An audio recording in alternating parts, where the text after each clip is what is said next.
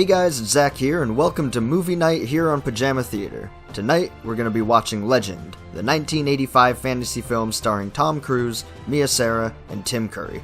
Directed by Ridley Scott and written by William Hjortsberg, Legend looks to be a great time, and I can't wait to give it a watch. I have here Arrow Video's limited edition release of the film. If you're interested in a review of this release, let me know in the comments below. For now, grab your favorite snacks, your comfiest PJs, and let's immerse ourselves within the wondrous world of Legend. So, what's the story? Legend takes place in a sort of dark fantasy setting, filled with contrasting colors and lush environments. Here, the forces of dark and light are constantly at odds with each other. One day, the Lord of Darkness, played by Tim Curry, decides to hunt down the last of the unicorns, for their horns hold the incredible power he needs to bring eternal darkness across the world. So, he decides to send out his armies of goblins. The catch is, unicorns only reveal themselves to those who are purest of heart. This brings in our main protagonists, Jack the Forest Child and Lily the Human Princess, played by Tom Cruise and Mia Sara respectively. The two of them are in love, and one day Jack decides to show Lily the rare unicorns.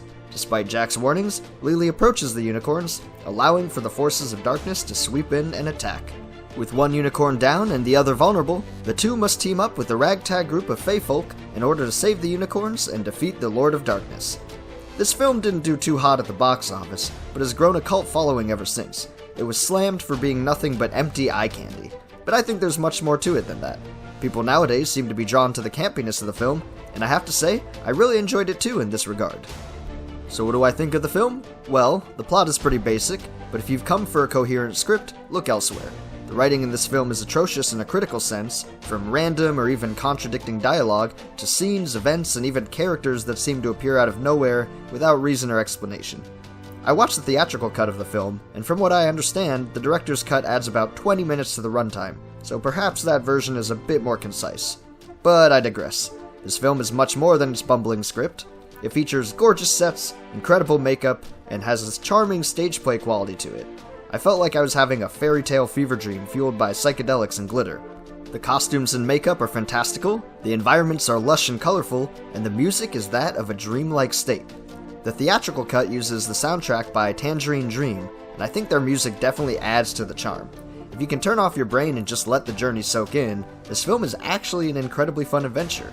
In fact, circling back to the cheesy dialogue, maybe that was what they were going for. Even though I was initially groaning when the film began, it didn't take long for me to find myself sucked in and enjoying that campy feel. Overall, this film has everything a cult fantasy film should have. Brave and innocent heroes versus over-the-top villains. It plays like a classic fairy tale dipped in 80s vibes. Underrated for its time, I think it can now be appreciated for all the directions it took to create such a whimsical movie. If you're a more critical viewer, your feelings may be different. If you have seen this film before, let me know your thoughts in the comments. Do you enjoy the fantasy adventure and all its cheese? Or are the flaws just too glaring? Either way, check it out for yourself if you can, and I'll see you guys next time.